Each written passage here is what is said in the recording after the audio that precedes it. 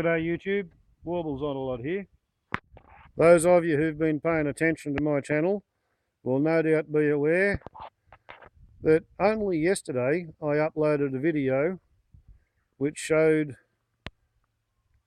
the VJ-24w Sun Fun, what they call the W version, because it had wheels. As you can see, streamlined wheels with mylar discs covering in the spokes for minimum aerodynamic drag. However, this particular aeroplane has never been repaired since May 1992. And though at first glance this broken back would appear to be the worst damage, in actual fact, to cut out a bad piece of this aluminium tube requires nothing much more complicated than a drill and a hacksaw to cut a splint to go inside the broken tube. All it requires is a length of suitable aluminium tubing, just like the one sitting there ready and waiting to go. So to be honest, repairing the broken back, that's not actually a major drama. What I foresee to be the difficulty is repairing the nose of the fuselage,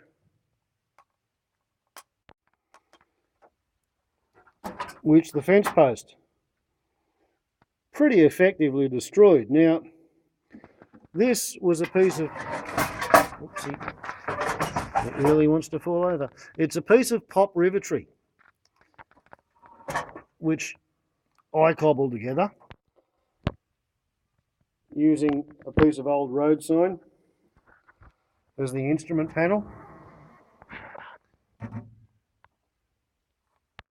which, pardon the rat shit or anti-kind of shit, wasn't hard to organise because the person I bought the half-finished project from had access to used road signs. So that's what he built his engine mount from, and that's what I used while adding hardware to the installation. Second-hand road signs, why not? Turn them into an aeroplane. Now here you can see the underside of the second-hand core sample tray covers, which I used not only in the building of the fuselage and the framing of the tail cone, which I credit largely with reducing the drag of my version of the VJ-24w Sun Fun compared to the one that Volmer Jensen was flying in about 1984 when he stopped flying them, because that's about when he died, I think. And he died of oldness of the age. He did not die of flying ultralights. I also used core sample tray covers to recover the entire leading edge. You can see there's the line of the fabric that I covered over the old fabric, and there and there are the core sample tray covers, which replace the 1.5mm styrofoam, the stuff they make butchers' meat trays out of, which was what Volmer Jensen used for his leading edges, because back in the day when he was first designing this delightful old aeroplane, it was not a powered ultralight at all. What it was, in the beginning, the VJ-24 Sun Fun was a foot-launched, 3-axis, aerodynamically controlled hang glider,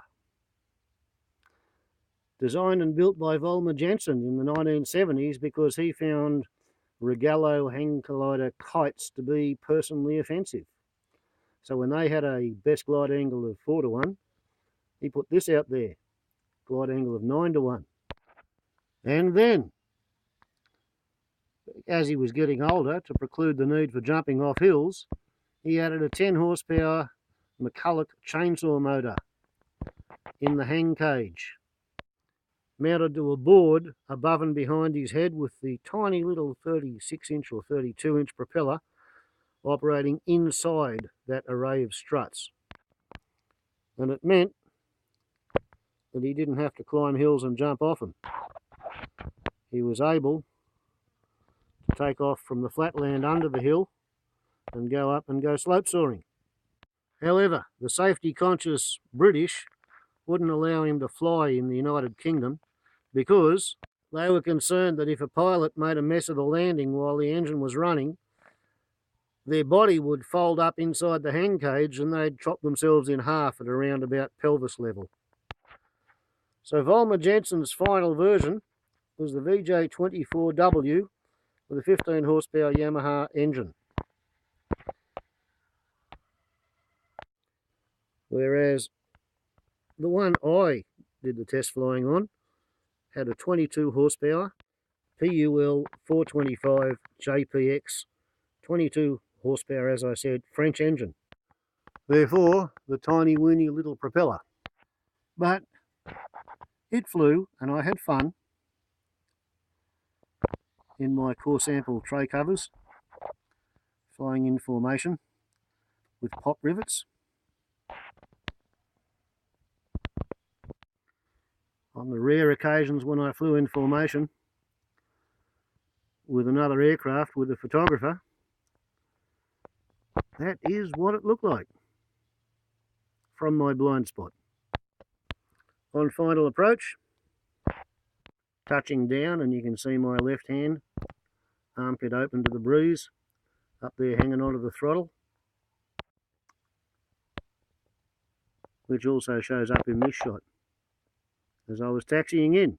So anyway, for over 20 years I've had the excuse that I really didn't have the materials to hand to be able to repair the Jensen, because I used up the last of my core sample tray covers on the Sunfoil project. This is the Mark 1. As you can see, conspicuously put together with pop riveted pieces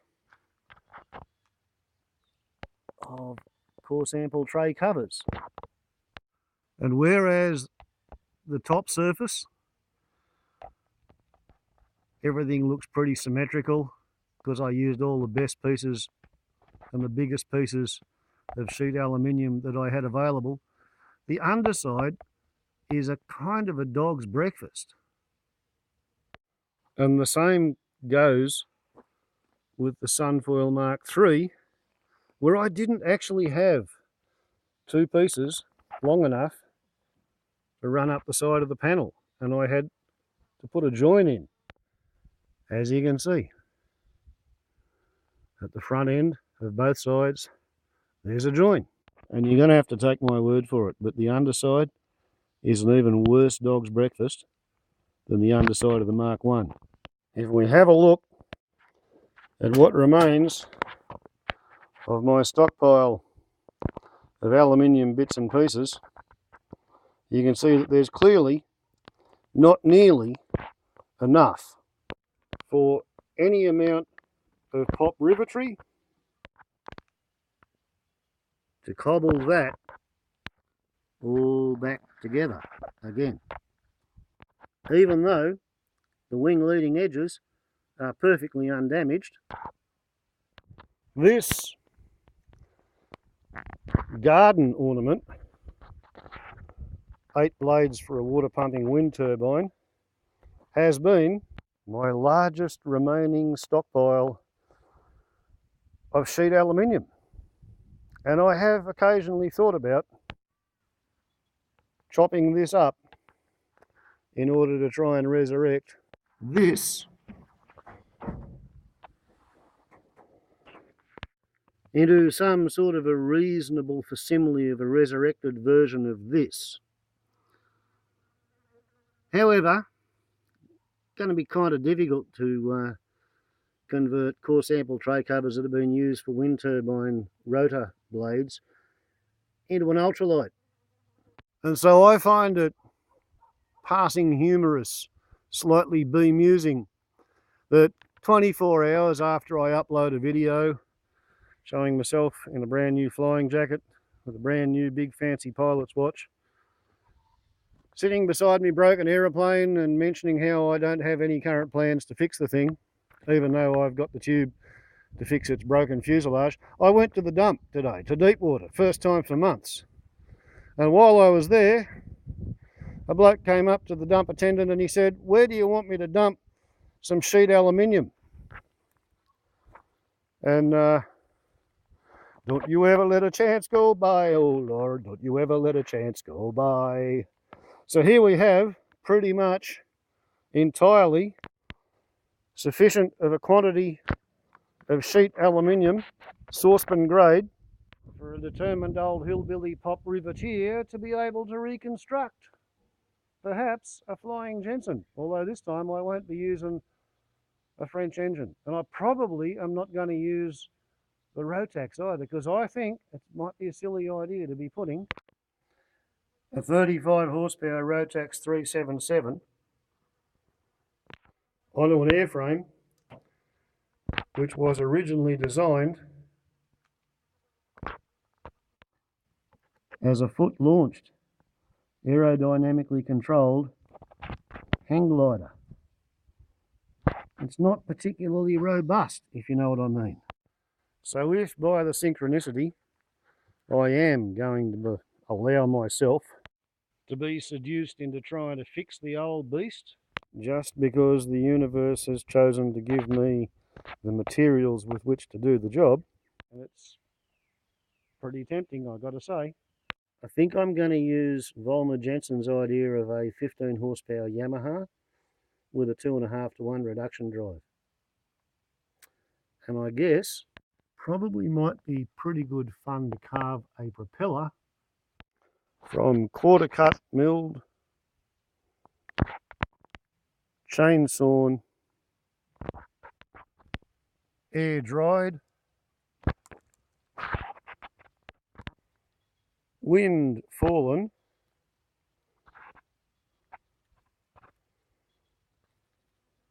stringy bark. And next time a decent one falls down, I suppose I'd better have a go at quarter cut chainsaw milling some laminae fit and worthy to be carved into a propeller.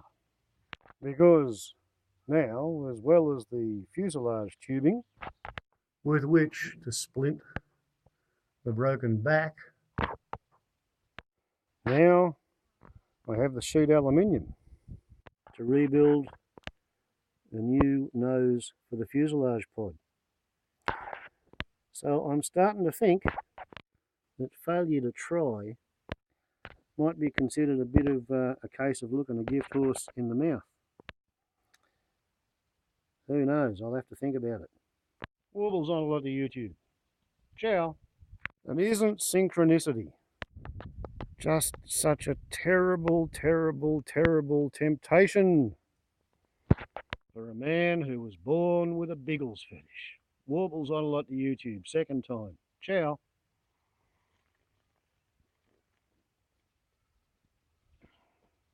I must think long and hard on this.